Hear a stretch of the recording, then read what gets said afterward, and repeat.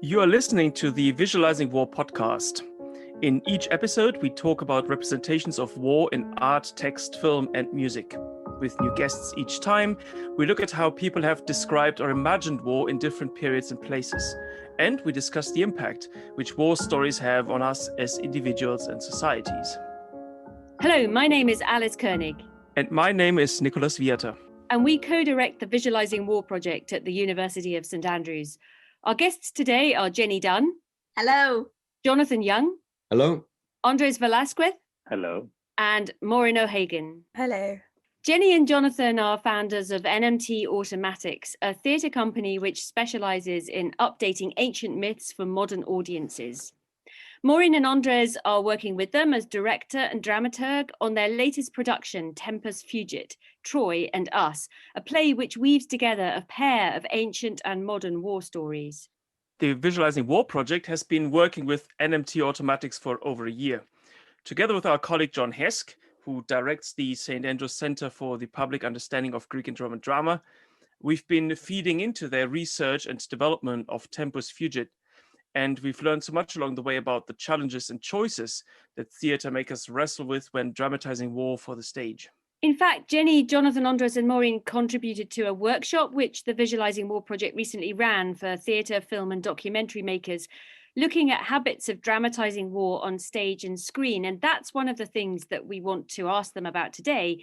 What aspects of war tend to get represented on stage and why? But we'll also be diving deep into their play, Tempus Fugit, to think a bit about the impact that war stories from long ago still have today, and how past narratives of war can be used to help audiences reflect in new ways on modern conflicts. So we've got a lot to talk about. Let's get going with Jennie and Jonathan. Perhaps you can start us off by explaining the background to Tempus Fugit. Where did the idea for the play come from? And can you just give our listeners a sense of what the play's about? Sure. A couple of years ago now, we were looking at deciding what our next project would be. And we originally thought of kind of doing a comedy based on Hercules, Hercule and Lee. And then, as it happened, we were contacted, I think first by the British Museum, where we'd previously performed an extract of Aeneas's travels around Sicily. And we were asked whether or not we had anything from the Iliad or the Odyssey, because it could be performed as part of their upcoming Troy exhibition.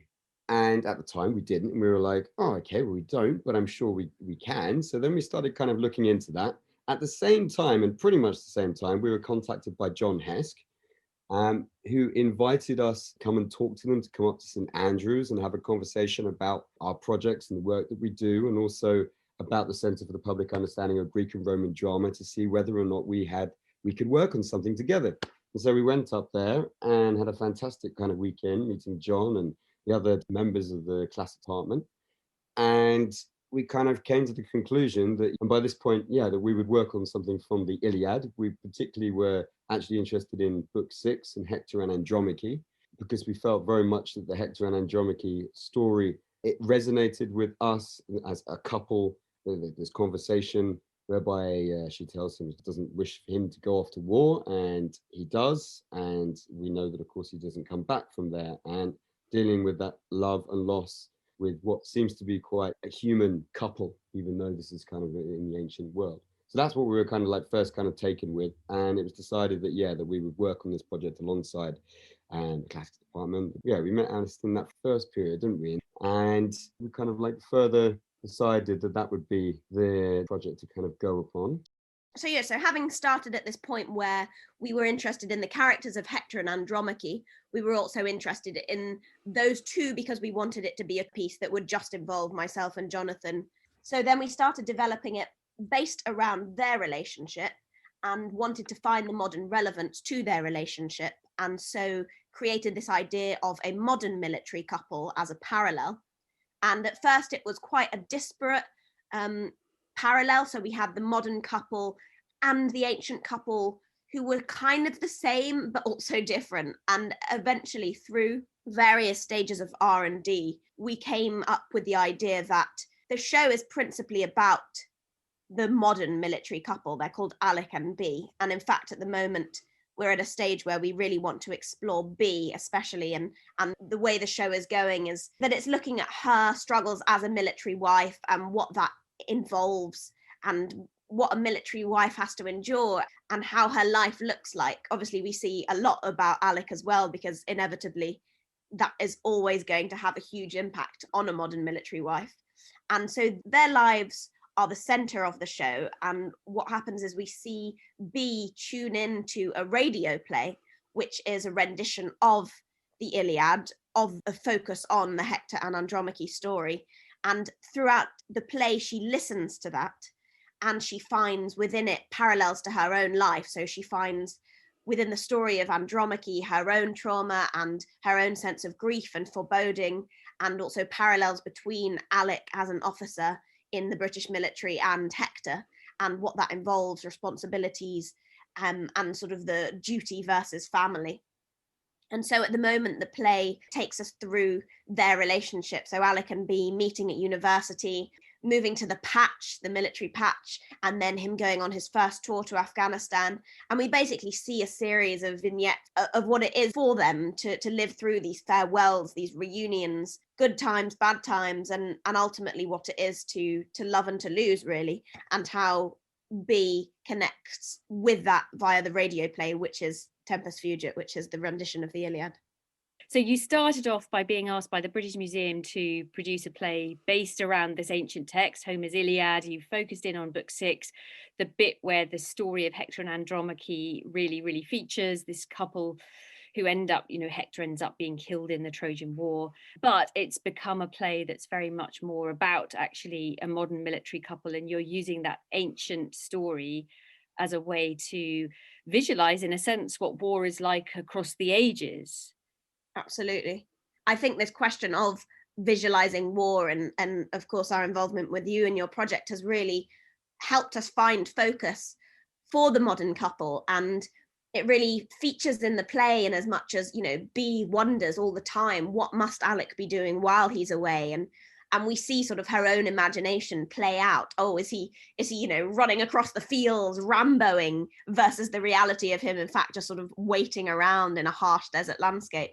And also the comparison between the visualization of Hector as this ancient, proud, royal hero and her own husband who comes back to her and who doesn't always tell her much. It seems to be in the military culture that there's really, perhaps not with all families, but with a lot of the people that we've spoken to and interviewed, there's a reluctance for the serving person to really go into much detail about what they've experienced while on tour. So the person who remains at home is really in the dark a lot about what they've experienced and what they've seen. And obviously that has a huge impact on their relationship. Can I just ask a couple of follow-up questions on that? The first question that I had was, so obviously we know where the ancient part comes from. You said that's inspired by the Iliad. So I was just wondering, where does the modern part of the story come from? Did you have a specific inspiration for the modern couple as well? And also I was wondering, can you tell us a bit more about the importance of this dialogue between ancient and modern? I'd be quite interested in hearing a bit more about how they sort of elucidate each other.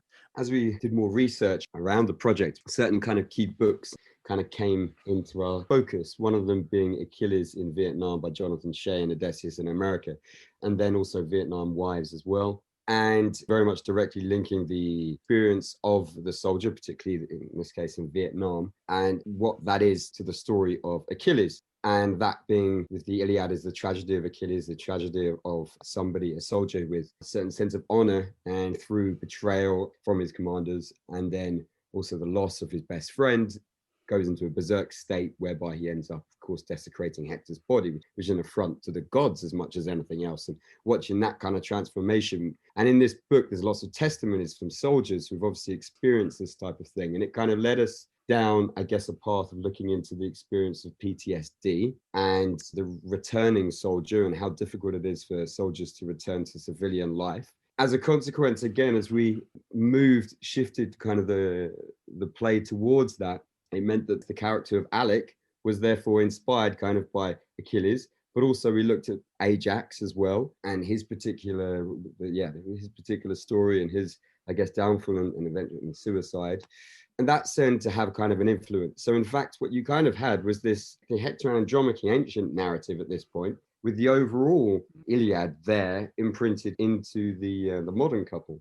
As we continue researching, we started talking to obviously more people and doing interviews with military couples and officers and a soldier and partners. And we also realized that Mairin here, who is a longtime friend of Jennie's, was not only somebody who's a specialist in Greek and Roman drama and the classics, but is also somebody who's been a partner.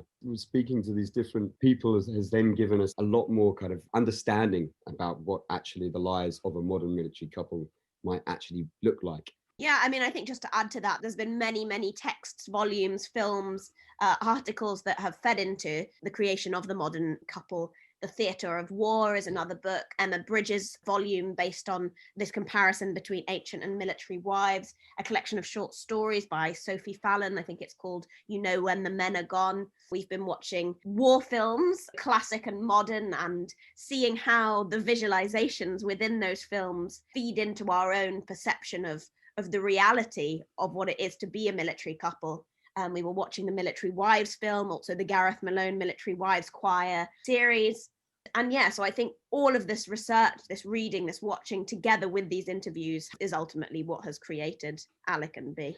It's certainly allowed for us to kind of have a more authentic, I would say, or truthful pool of knowledge of which to then be able to improvise around scenes. And certainly, and again, something we'll probably talk about is the style of the style within the piece. But a lot of dialogue has come from improvisations, but that's improvisations have been very much informed by these conversations that we've had with people. And before that, as a consequence, this latest development now has been far more, we've found that type of, I guess, discovery a lot easier than we did last year when we were developing and trying to do a similar thing, but without necessarily having had that direct contact with people's experiences. So a lot of research goes into this, but also in a way you could say the modern couple comes out of the ancient material initially and then takes on a life of its own that's then substantiated, developed through this additional research, the reading, the films. It's really quite interesting to see how these characters become more plastic and take on their lives out of the work that you're doing as part of the background research for the play. I think we'll want to come back a bit to the points you raised just at the end there, Jonathan, about authenticity and how you achieve that. But first, it would be great to bring Mairin in. Mairin, like Jennie, you've got a background in classics and ancient history. And you run a film company, Barefaced Greek, which specialises in staging ancient Greek drama. So maybe you could talk a bit about what you think ancient stories of war bring to our modern understanding of it. Well, I think that was a really interesting kind of idea you were just talking about, Nicolas, about using the ancient characters first and then sort of helping to flesh out the modern ones. And I think in this particular context, the ancient characters are really helpful for fleshing out modern human experience. And in terms of the military, I suppose if you join the military, you're joining on the imagination of what might come next. And if you're partnering someone in the military, you kind of sign up for something you're not fully able to visualize, although your life will change as a result of it. So you do then need to turn to something to give you an impression of what that world might be like. And obviously war films, TV shows are examples of things like that. Whilst there are plenty of war movies, particularly kind of American action hero movies that show intense moments of drama, intensely heroic scenarios or tragic or whatever, that show the peak moments of drama, and they often have slightly less interesting female explorations of the story, whereas classics for me also had figures of patient suffering, which unfortunately I wasn't desperate to identify with, but they were there and they did help, to have Penelopes, Andromaches, Electras, Helens even, who are just more fleshed out, even if underrepresented compared with other characters than I was seeing around me.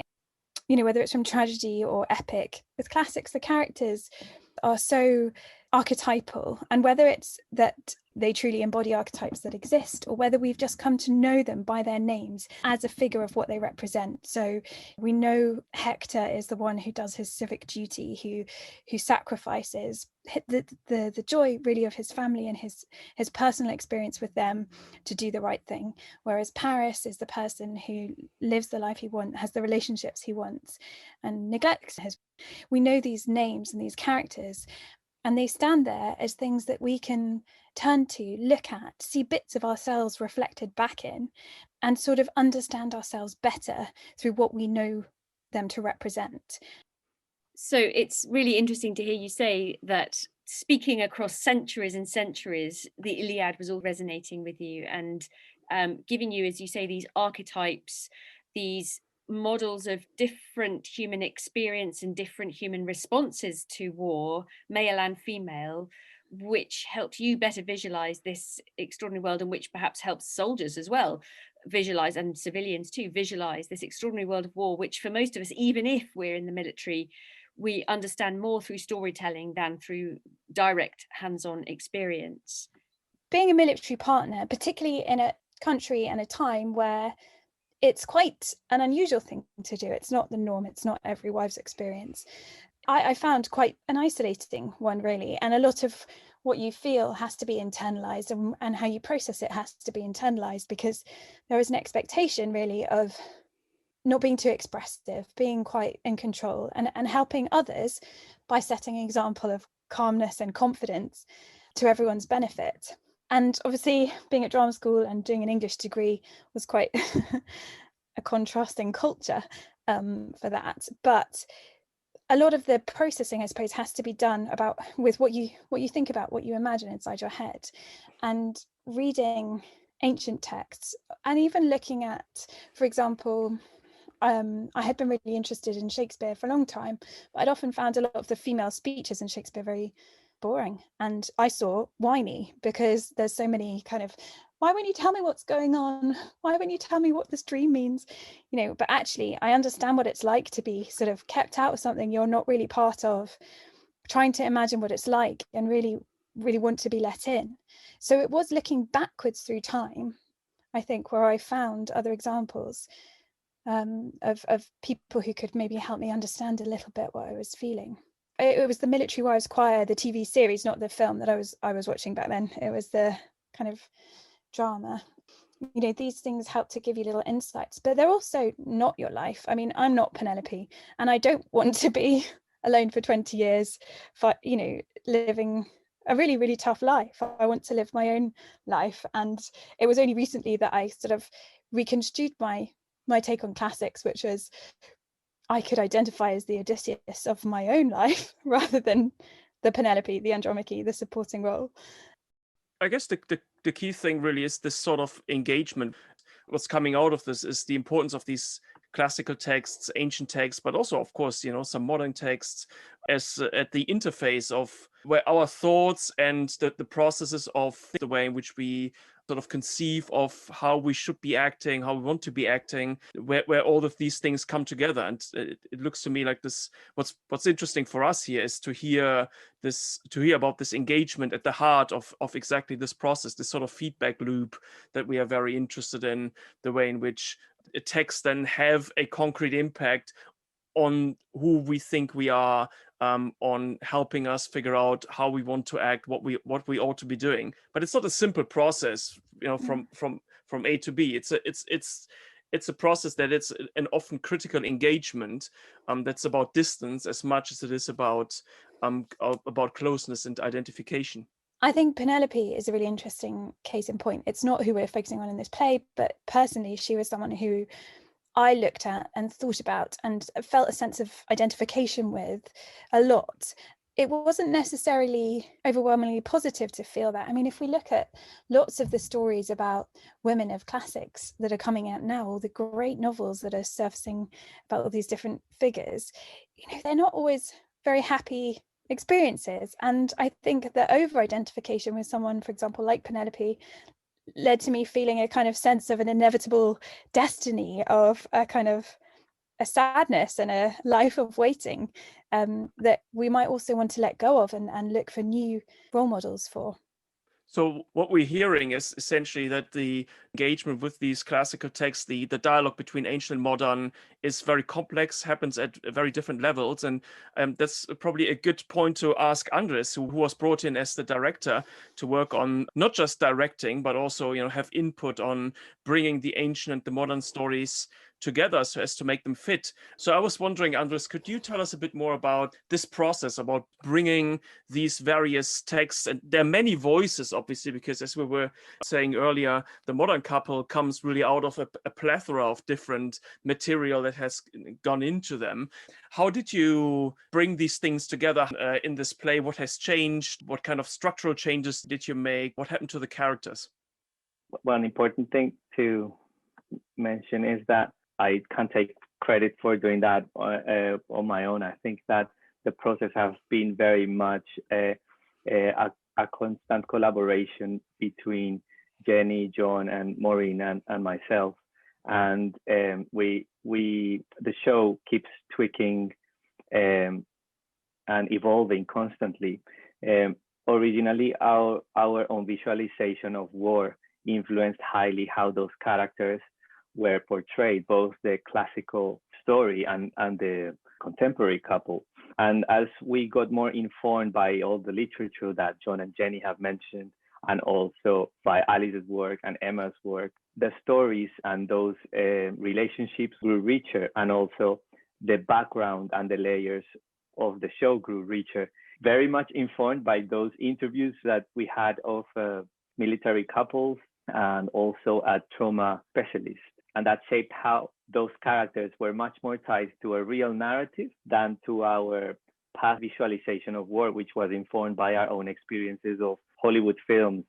Andres, could you just say a bit more? You just mentioned, when you set out developing this play, your representation of the ancient war military couple, Hector and Andromache, and your representation of the contemporary military couple, Alec and Bea, were informed by maybe popular culture more than anything. Can you just tell us a bit about how you were portraying them then and how that has changed since you've done all this research and development?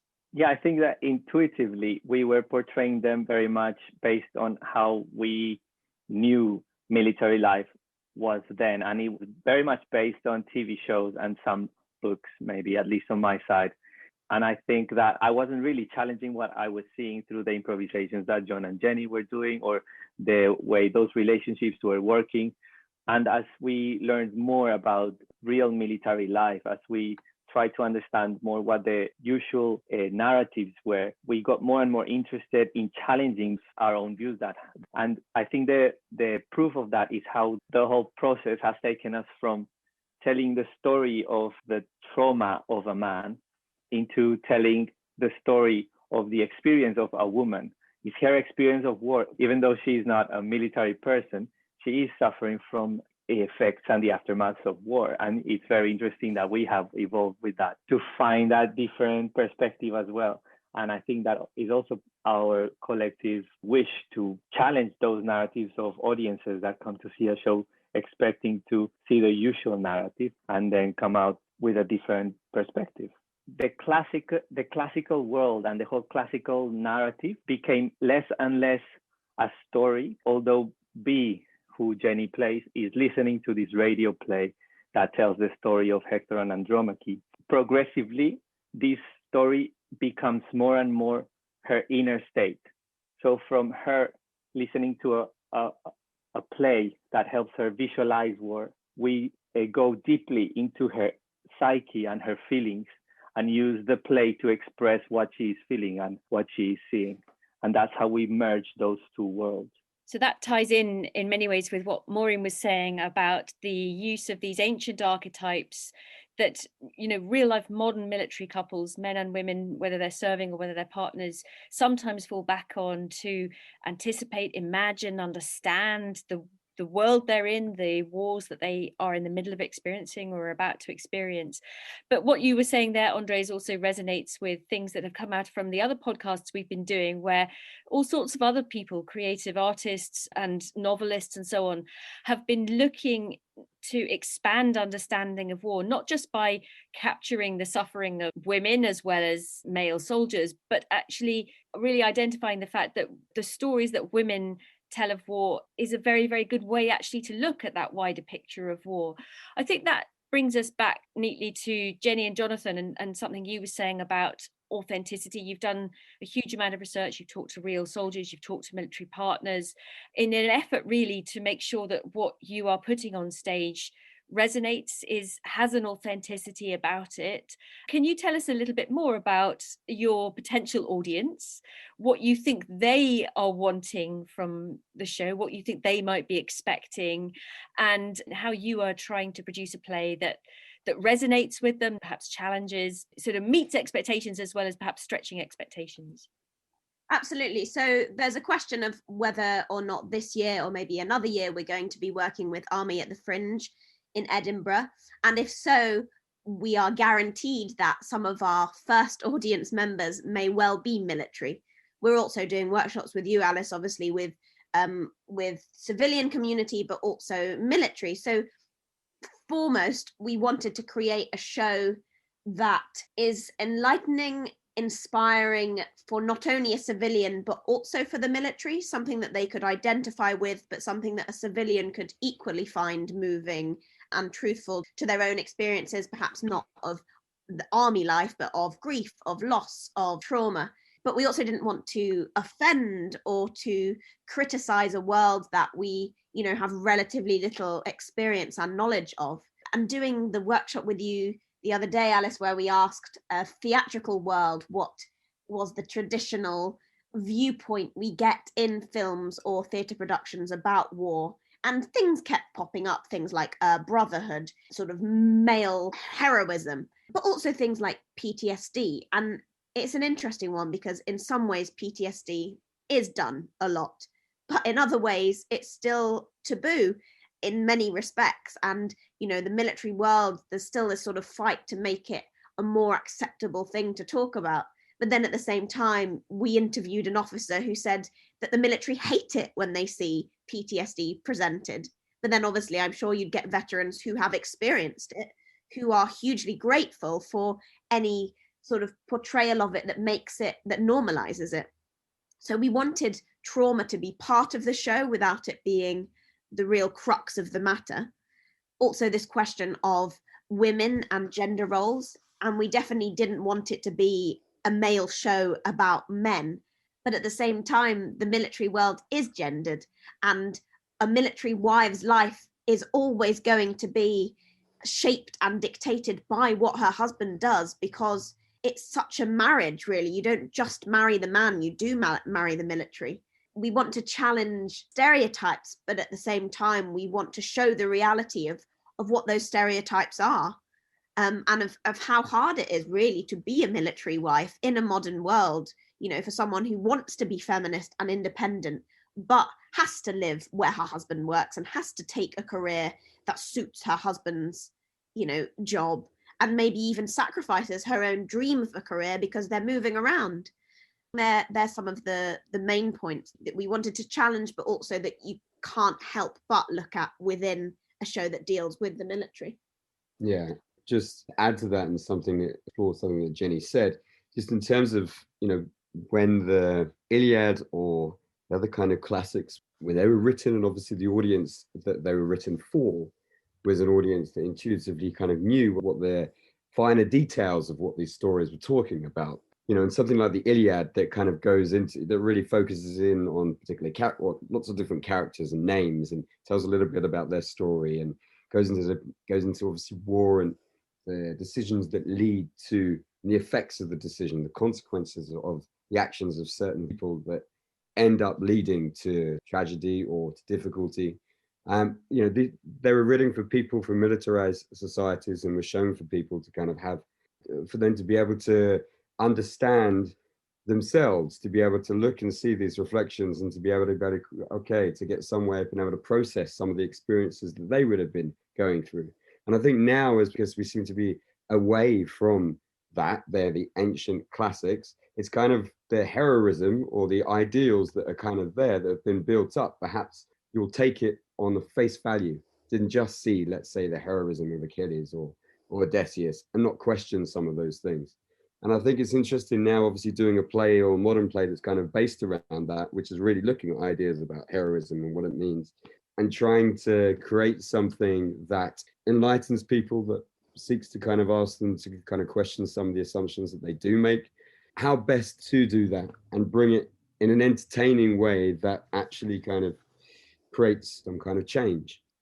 Yeah, I was going to say, I think the phrase visualizing war, I think has added a huge amount to this process, because it asks a lot about the relationship between the military and the theatrical world, which have always been very interrelated. Like Jonathan was saying, you had lots of classics looking at war, but it's interesting, although obviously the Iliad had lots of who speared whom and who sent who to the shadows, it also has a lot which is actually more about the argument between a commander and someone who's got skill, who's working beneath him, or, Andromache leaving the wall with many a parting glance, which just sums up exactly that internal anguish that's going on. Or the dramas themselves look often at the psychological complexities around a life that's involving murder or something like that, rather than showing a lot of the drama was relayed by messengers rather than being on stage. Classical drama looks a lot at the psychology, and I think modern drama loves army stuff. You watch a drama workshop or a drama school experience, people love pretending to be soldiers. It's so easy to access high dramatic stakes. It's so kind of ripe to be exploited by the theatrical world in the nicest possible way. It's easy to kind of latch onto the kind of the symbols of military drama without doing that deeper psychological study. And so I think there's a risk of theatre that creates theatre, or film that creates film, just replicate those patterns again and again.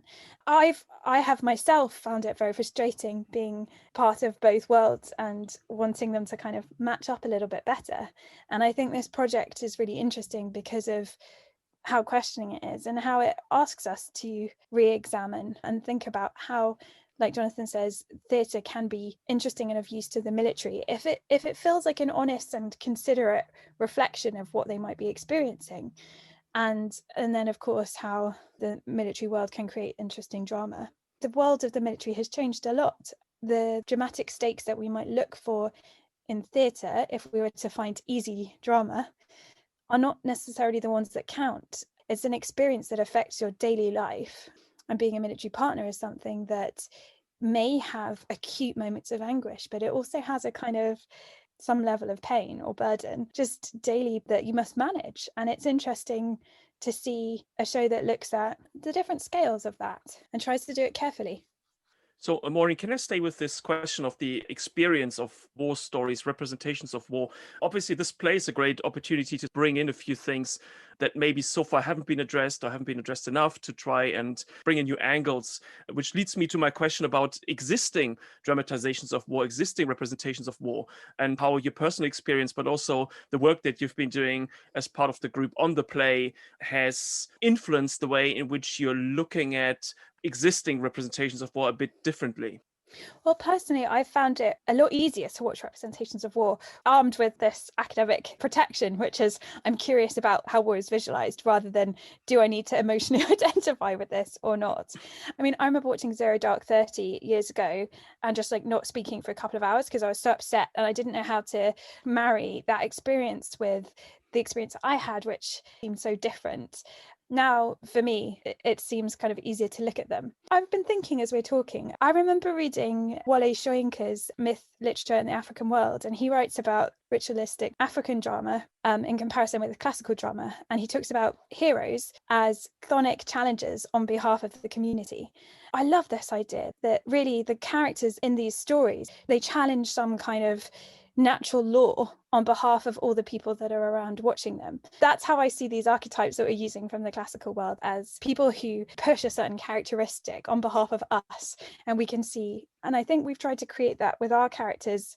Now we're trying to say who are our new representations of war and who are the challenges that we could use to navigate that landscape for us.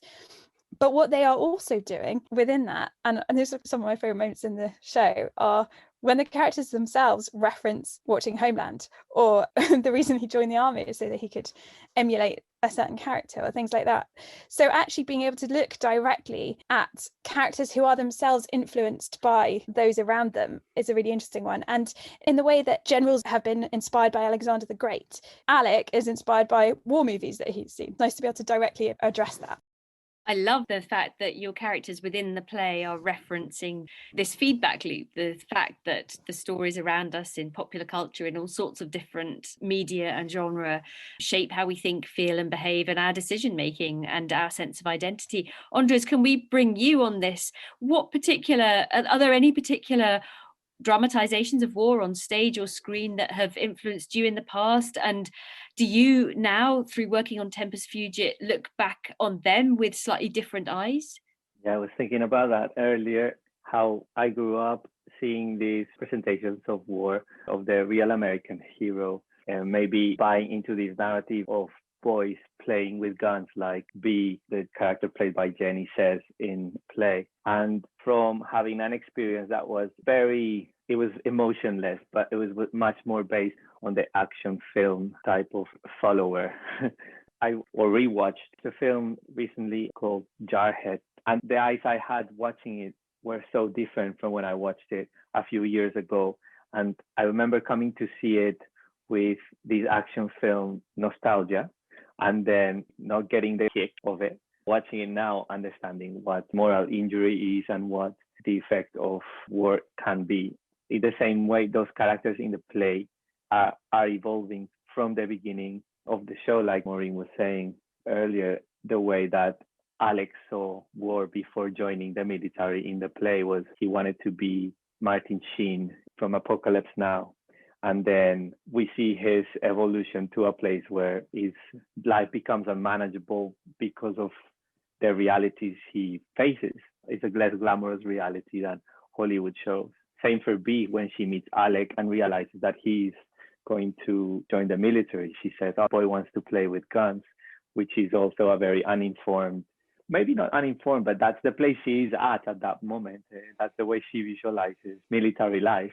From that perspective of someone that sounds very anti-war, anti-military, to marrying into the military, really, that's what she ends up doing. And it's through her that we manage to evolve our own visualization of war as an audience, because she's the vehicle that shows us what is the effect of war, what are the realities of war.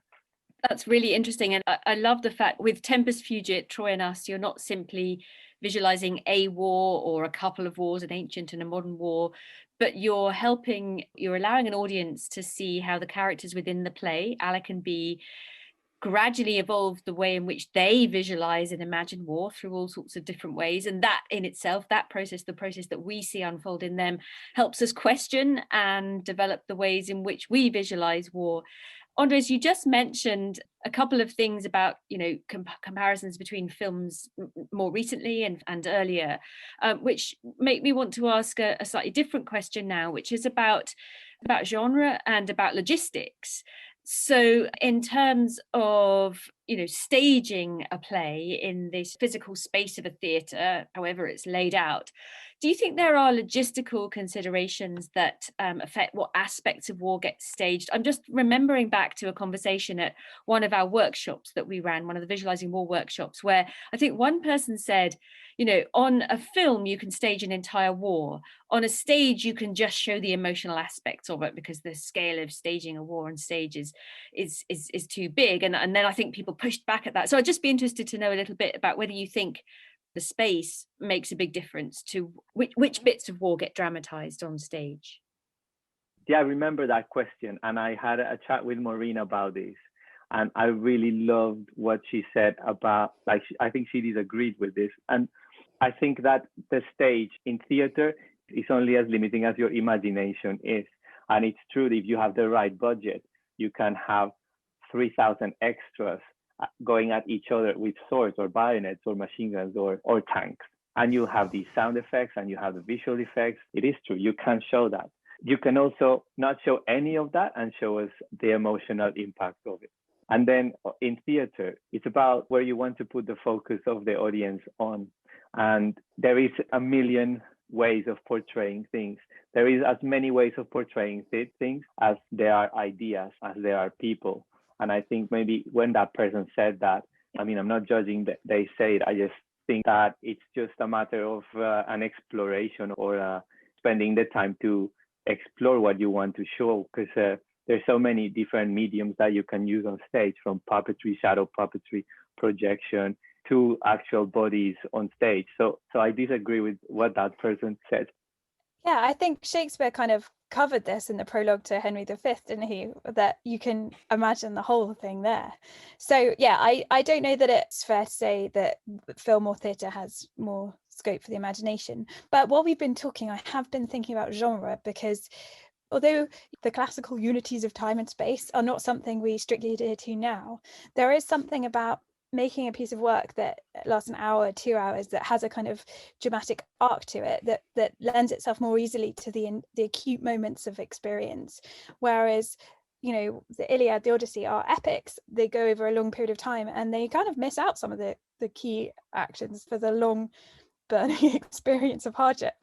And I was thinking about what are some of my favorite representations of war. I think something like Captain Corelli's Mandolin, which is a really long novel with many perspectives, again has that long-term scope on what something feels like. I think what we've tried to choose to do is to give our production more of a long-term journey as well. I like what you were saying, Alice, about how, the idea that they are changing their visualizations over the years. I think it's more about maybe the passage of time and the arc of the drama rather than the medium and the genre.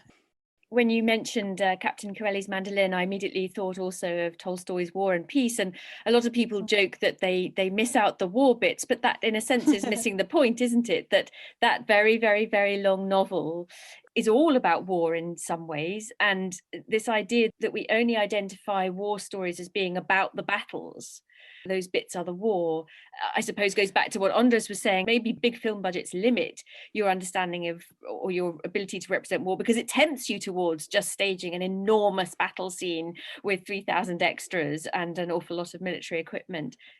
I think, yeah, just going with that. I mean, I think what's interesting again for us is we've been producing something that's with 2 people.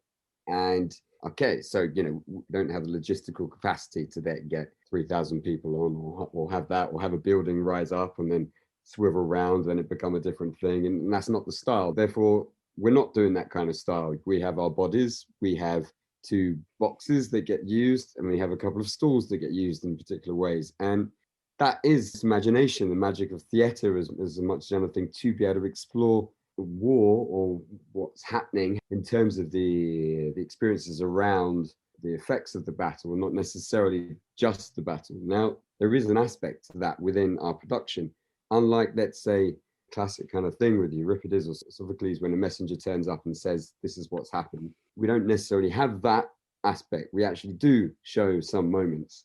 So again, that's been an interesting one for us. What of that do we show in terms of the modern, let's say, Hector fighting Achilles, as opposed to having Alec fighting? We don't have props really, apart from a radio that's important to it. So there is an aspect of mime with having swords and doing different and using the body to be able to tell a story of a fight. It's almost easier to do a more ancient battle in a way, and to get the magic, the epicness of that in a different kind of way, used particularly with the mask, than it is to kind of just run about playing toy soldiers with an imaginary gun. I'm not representing necessarily Alec really there, because this is Bea's story. There's Bea's visualization. But what we are doing is still at the same time, you have this representation of Hector fighting and that bleeding in with Alec's experience as well. And the choices physically of how we've actually managed to convey that. That's true that we haven't chosen to be very realistic about the way we are portraying Alec at war. Maybe originally there was a couple of moments in which he was in combat or in situations that involved him carrying an imaginary gun. But it was also a time where our visualization wasn't as informed as it is now. And the process itself has taken us to be more detached from those moments and be more interested in the aftermath of those moments in terms of Alec's experience. Because by showing, and not because, but also by showing Hector's battle, we are implying that that's also Alec's reality. At that point in the show, both narratives have crossed so much that it's clear that Hector's experience is similar to Alec's experience.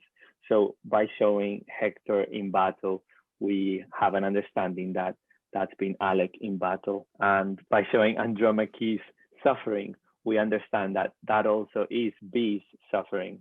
You've been talking about how you configure the different characters to bring across the different points that are important. We've been talking a bit about Alec and Achilles now, but you also said earlier that there was a bit of a development there, that the play started with a play that was sort of more male focused, and then it gradually developed more towards a stronger female perspective.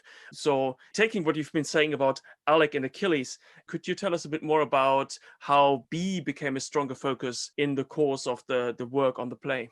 So I think that through the workshop that we did, where it became apparent that there is definitely a lack of female perspective. Like Maureen said, there's some good novels arising, Silence of the Girls, Margaret Atwood's Penelope. Those things exist. And of course, we have the Military Wives Choir film that came out. But there's definitely a lack of military films that tell the female perspective and military theatre shows that tell the female perspective. So, yeah, I suppose in the search of doing something different, not as cliched, we definitely wanted to put the focus on Bea. And that's not to say that we've removed Alec's importance by any stretch, because everything that he does feeds into Bea's life, her suffering, her endurance. I suppose that we follow her because that's lesser known, and we follow her visualization of what Alec must be doing when he's away, of her experience of what it is to deal with a returning soldier, of her experience of sacrificing her friends, her family, her job, her career, of being isolated, of struggling with emotions while he's away, and ultimately of her battling this ever-present fear while he is away of the doorbell, of these men in uniform coming to deliver bad news, this sort of military way that wives or partners are informed of a husband's death. And that's far present of the show. It's sort of Bea at her dressing table, listening to the radio show, waiting. And we hear the doorbell. It comes into the play at the beginning and it comes in at the end. And there is a sense of foreboding throughout. I don't think what happens is necessarily a huge surprise, because inevitably, to be a military wife, that is always going to be a possibility, and that's always going to be part of your reality. But what is most interesting, I guess, is to see the power of the female and how she can endure and how she carries on through all that in spite of everything. My personal perspective of it is that military partner is a really great person to be the challenger on behalf of the community in terms of the question, how do we visualize war? Because their job is essentially to visualize from the moment they consider taking on this role to the moment the worst may or may not happen and beyond. Because imagining what the experiences of war might be like for someone else becomes a kind of daily narrative in your head. It becomes I'm speaking for myself, but I think for a lot of people it almost feels like this kind of energy drain that takes up a sort of percentage of your brain function, which is imagining and thinking about, if not this tour, a tour that might come in the future when someone's going to be sent away on exercise. You're always preparing either to be left or being left or to have a return. Although that sounds kind of pathetic because you can just get on and live your life is by necessity sort of commandeered by this role, and then it's something that comes and goes all the time and you have to prepare your mind for it, and it is all in your head. So I think that the kind of the partner character is a really great vehicle for this question. And you mentioned questions there. Is that one of the things that all four of you want Tempus Fugit to do? Not simply to tell another war story, but actually to open up debate, to raise questions, I think you mentioned the word challenge a little bit at one point. My question to you is, what influence do you think theatre generally can have on how we understand and visualise war? And also, what kind of impact do the four of you hope that Tempus Fugit, your play, will have by bringing together this ancient war story and this modern story in the way that you are doing? But definitely challenging the narrative of the role of families and women in the military. And of course, it comes from us not having that direct experience apart from Mairin. But I feel that we have been so well informed now that I feel confident that we're opening a window into that reality. And speaking to one of those military wives, she did say that if there was one thing she would like to see that she was missing was the actual suffering of families, the reality of the families of the military people. I think that's one thing that I want the show to convey. I think it's really interesting that the way that modern British society separates the military world from the civilian world so hugely, there's a huge gap.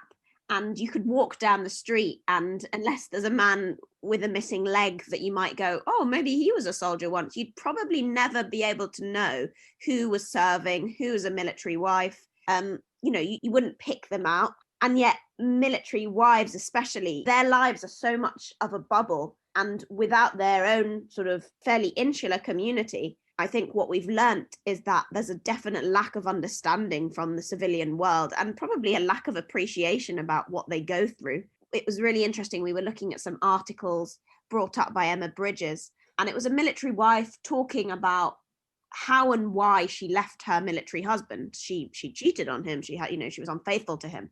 And she sort of said, look, I lost my whole identity. And I admire the women that can do that and remain with their husband and be Mrs. Soldier, but I couldn't. And my only way out of that was seeking another relationship and finding myself again, and finding validation via a man whose job I didn't have to be subsumed by. And the comments on that article were horrendous. The trolling that poor woman got for her actions, how dare you be unfaithful to the country's heroes, you deserve to die, like just the most horrific abuse for being honest about what is ultimately one of the hardest relationships to be in. I think people are very quick to either be totally anti-military or to be very sort of supportive of the soldiers and to just sort of commend the wives that support their soldiers, but don't really fully comprehend the sacrifices and the struggles that entails. And I think we'd really love to be able to give military wives especially a reflection of themselves, that they could say, yeah, that is me, and it is hard, and I'm glad that civilians are able to see that, and equally to be able to present a performance to the civilian world to show that there are women in our society that we probably have very little to do with, that could maybe do with a bit of extra support and admiration. We can watch the Military Wives Choir film, and that's definitely done something, that's definitely a step in, but it's obviously a very small perspective, and it focuses on this whole choir thing. Well, what about the wives that aren't in those choirs? What about the wives that don't have that immediate community? They're probably still lacking a general civilian sense of support. Obviously, you're mentioning wives a lot, Jennie, because Alec and Bea, the way you've configured your play based around Hector and Andromache, it's very much a wife, not a military husband.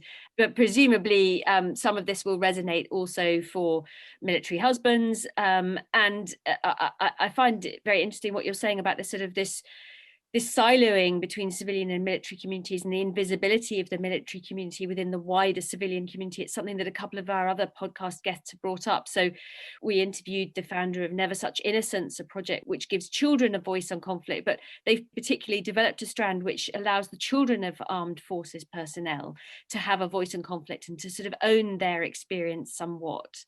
And we were also talking the other day to Professor Kate McLaughlin, who's done a lot of research into war writing, about the very anomalous position that the veteran has, as sort of always teetering on the edge of being a hero and a delinquent somehow. And again, civil society has a very ambivalent attitude towards many people who either are in or on the peripheries of or have been in the military community, and a lot of that is about lack of understanding of their experiences. So any play that amplifies that and that brings that out and explores it is going to be, I think, really powerful. I was listening to Jennie and kind of thinking about the image of an iceberg, really. It's a role that requires very little, overt expression and so much internal feeling and internal management of feeling, visualizations, expectations. And I was thinking about a scene in the play, which I think is probably my favorite in the whole play, and it's tiny, but it's the morning Alec's about to leave and Bea's lying in bed and she's not really saying anything. And she's sort of probably silently crying to herself as he says he's made breakfast. But in that scene, there's just the huge submerged section of the iceberg is kind of present in the room, of just how much is going on inside and how difficult it is to even talk about it, because although we live in a culture that's really good at saying how important it is to talk about things, there is a need to suppress things as well in order to be able to cope. And that's what she's doing, and you see them both doing it, and I find it super moving. So in terms of obviously theatre can challenge and question and should, I hope that there are these moments that inspire sympathy and understanding too.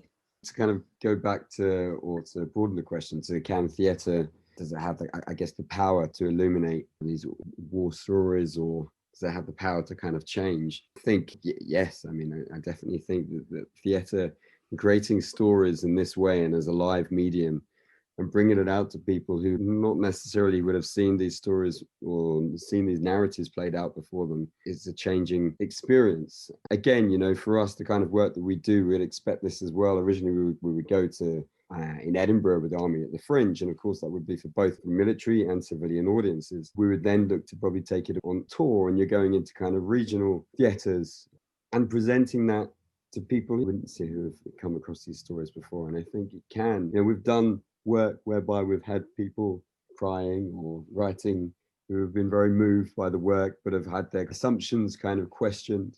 It's an incredible, powerful tool for change, and it's different to things that are captured on film or in this medium on Zoom. Live theatre creates an intangible experience. It's exhilarating, kind of life-affirming and questioning all at the same time. And I think certainly we seek to do that with this play.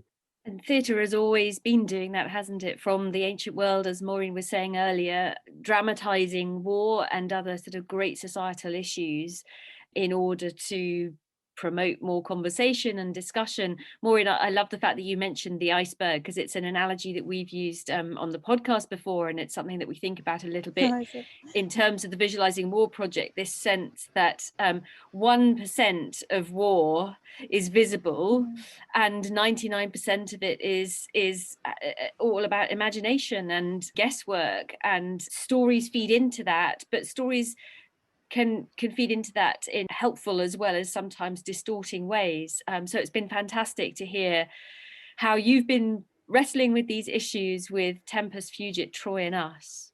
I think this project has made me question what exactly war is as well, how we visualize it, but also what it means and who's experiencing it. Is it just people fighting? Is it people who live in a society where the kind of normal rules of civilization have broken down? We can't work as society normally works, and then the rules don't apply, and all of the different people impacted by it. So through working on it, and I hope audiences get some of what we've learned from it too, but it has really thrown up that question to me, and how by looking at different visualizations of war, we can get a bigger understanding of what war is in itself. So Jennie, Jonathan, Andres and Mairin, you're leaving us with a whole lot of fascinating questions to keep thinking about. And it's been an absolute pleasure to talk to you about ways in which we prepare war stories for the stage, the limits and challenges involved, the ways in which they impact our own different attitudes towards war stories, thinking about war, but also how we connect stories and theater with real life, and how real life is itself always an important influence on what we see on the stage. NMT Automatics will be helping the Visualising War project run some more workshops later this year looking at ways in which ancient and historic war stories continue to influence modern habits of visualizing war. So thank you, Jennie, Jonathan, Andres and Mairin for joining us. And thank you, listeners, also for joining us again. We hope you've enjoyed this episode as much as we have. Do keep tuning in. Next time, we will be looking again at modern dramatizations of ancient war stories when we talk to actor and theatre producer Ewan Downey, who's the founder of theatre company of Wolves. And we'll be particularly talking to him about his stage representation of the Greek hero Achilles. If you'd like to support our project, please share and subscribe to the show on Apple Podcasts, Spotify, or whatever platform you use so you don't miss an episode. And please do leave us a rating and review on Apple Podcast. It really helps people find the show.